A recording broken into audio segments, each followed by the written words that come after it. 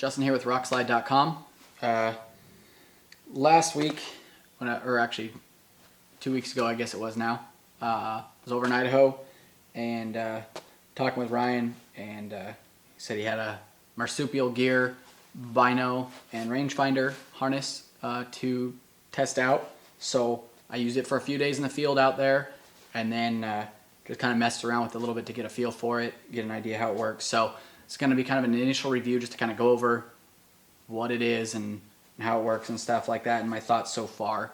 So probably type up something in the future once I've used it for, you know, a few hunts and really get a feel for the things I like and dislike. So, but at least we can go over the features of it real quick. So it's got a nice zippered pocket across the front here that's sized, you know, maybe you could slip a Havalon in there or your tags, license, that kind of thing. Not a lot of room, but it's enough to put, you know, some small items, small flat items in there. Maybe a drop card if you fold it or whatever. My wind checker goes on the side here, fits in and out no problem with one hand. I've been using for the last few years, mostly with, you know, without complaint, the FHF Bino harness, and sized very similar. They're both kind of got that clean, square look and feel to them. They don't stick out really far. They ride tight to your chest. They're both adjustable along the bottom here, so you can, you pull that in tight and it raises up and down. Fairly easy to get in and out of. It's got the, like I said, the stretchy pocket on this side as well.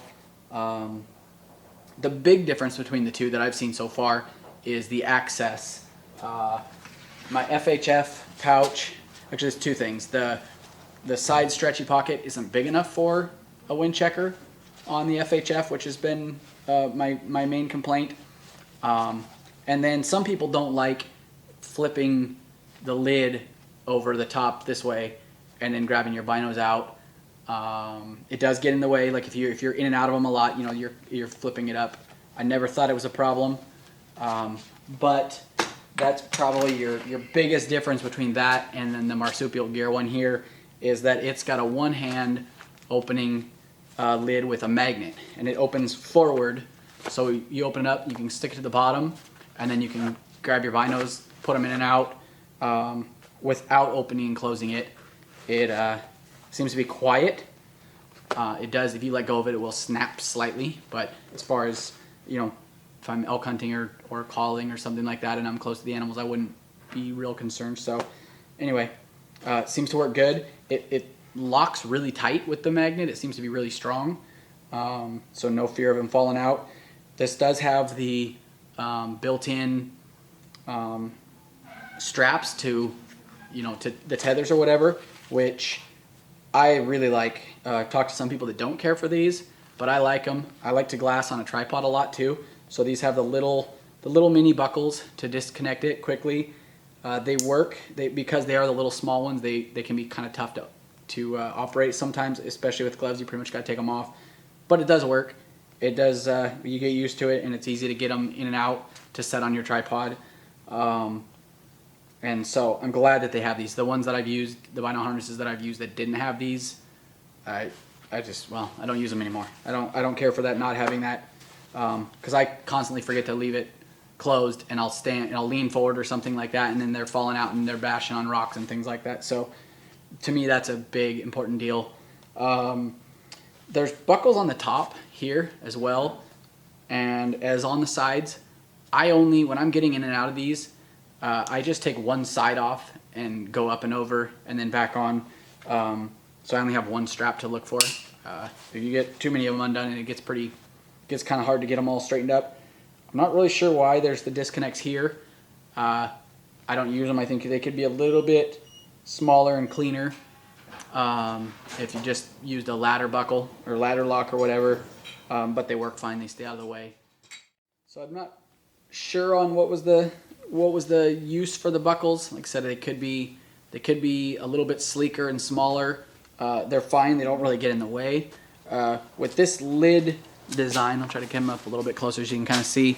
The straps are kind of towards the sides so that the lid can come up and over, and so they're sewn. The attach points are sewn kind of at a funny angle, and it's just something that we noticed. there at Bear Camp, it doesn't seem to be a problem or cause any issue or anything like that, but just instead of them being sewn so that they lay flat, they are turned just slightly. So again, just something that I noticed. The Rangefinder pouch I've got mounted just on the lower strap. I just slid it over that. I think you could also mount it here on the side of the bino harness. It tends to kind of tilt forward a little bit, and so it's not really, I like it if it would kind of be a little bit more stable, but it works fine. It's got the same opening closing feature as the bino pouch. It's magnetic, one-handed, so when you're getting in close, you can just leave it down. Got the kilo in there.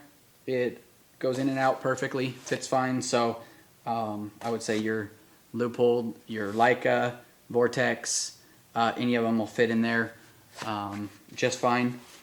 And then again, just snap it shut. It's got the attach points on front and back, or both sides, I guess, for your lanyard. If you like to run that, keep it attached so you don't drop it.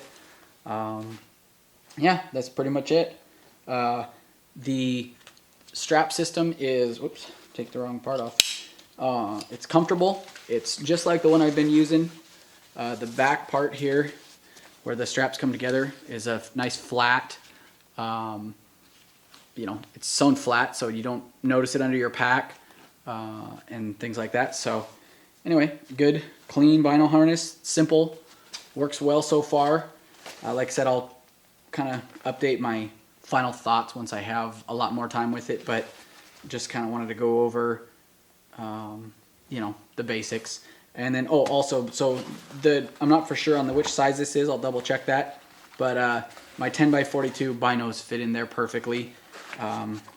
So you could probably go a little bit bigger, not much, maybe like a 10x50s or the 12x50s on some models, but your basic 10x42s fit perfectly. So just to give a size reference, and I'll double check that. I'll post up in the forums what sizes are available and kind of what they recommend for bino sizes. So anyway, thanks again. Don't forget to subscribe to Rokslide on YouTube so you catch all the videos when they first come out.